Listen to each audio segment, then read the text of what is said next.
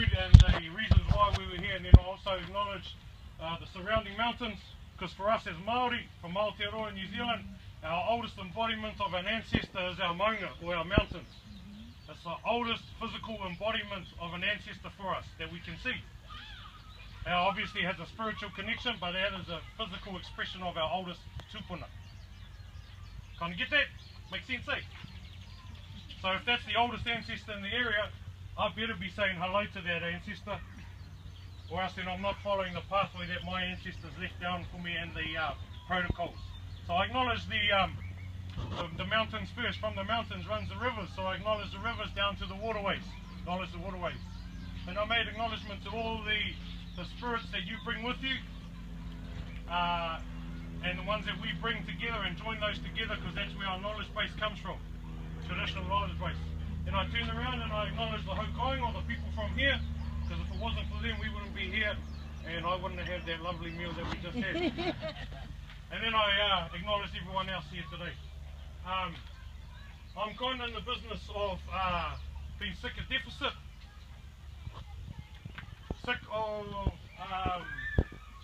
being at the bottom of the pile in every country. And so for us back at home, we've moved our thinking and our space into not understanding what's going on, but understanding why it's going on. But not in today's modern context, because the last 150 years has sort of brought us to where we are now.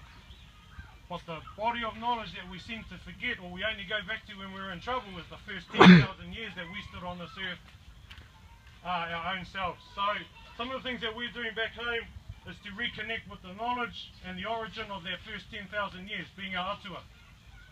And we've done that today before we ate. Up on here, up on the board, we acknowledged our atua.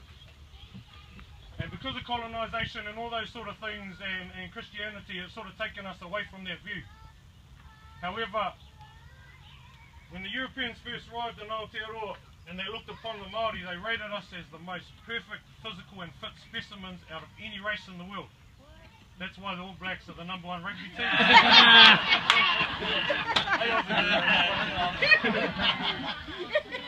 So if that was the case, if that was the judgment when they came 150 years ago, and that came from a body of knowledge that was 10,000 years in length, doesn't it make sense if I want good health and well-being, I go back to looking at 10,000 years?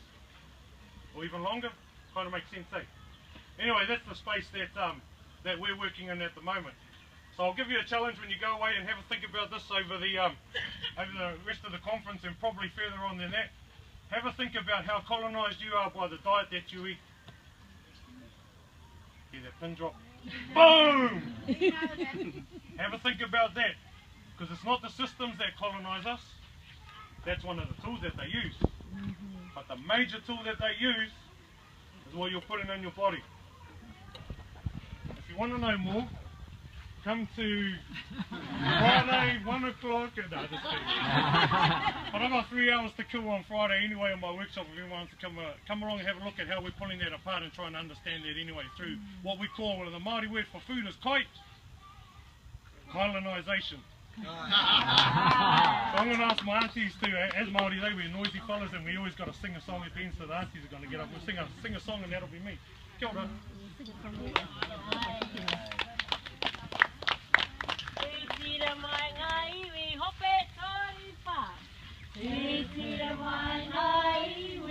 Oh,